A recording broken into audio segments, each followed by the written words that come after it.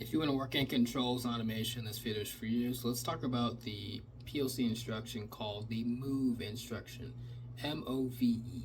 Now, like I always tell you guys, I'm an Allen Bradley Rockwell person. So in a move instruction in an Allen Bradley PLC usually looks like this.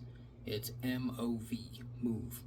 The whole purpose of a move instruction is for data transfer. It's moving a value from source A to source B. At least in Allen Bradley PLCs, I don't know how other manufacturers accomplish data transfer in a move instruction. But so if I want to copy a value from source A to source B, that's what you use a move instruction for. So pretty simple. You see them a lot throughout programs all the time, especially Allen Bradley programs.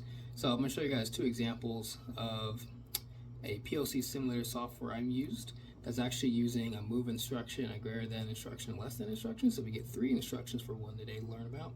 And then for people that are more familiar with C++, I did write a program that is pretty similar and equivalent to the PLC software program and just a simple C++ code. So enjoy.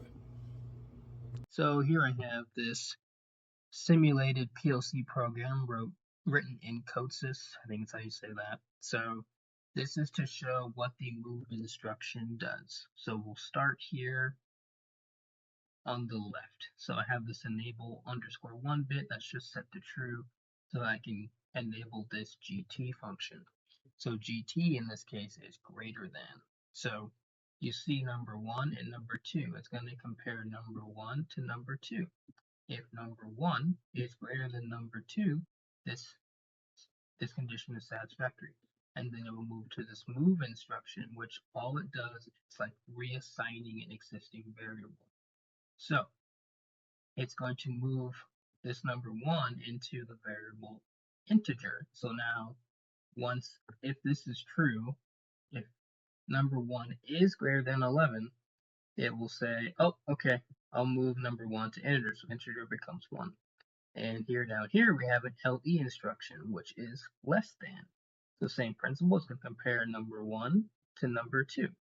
And if number 1 is less than number 2, it'll then enable this move instruction, which will move the number 2 into the integer variable number 2. So pretty simple there. Yeah.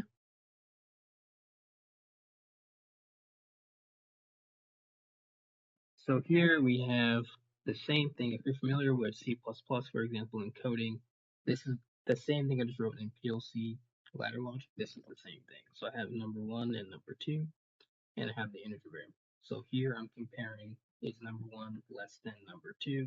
If it is, it says integer to 2, which should be like the equivalent to move instruction. And here it's comparing, is number 1 greater than number 2? If it is, it sets integer to 1. This is the greater than instruction in that second condition, and the move instruction would be with making that integer number 1. So like this is just another way to visualize it if you're more used to C++ or C# programming.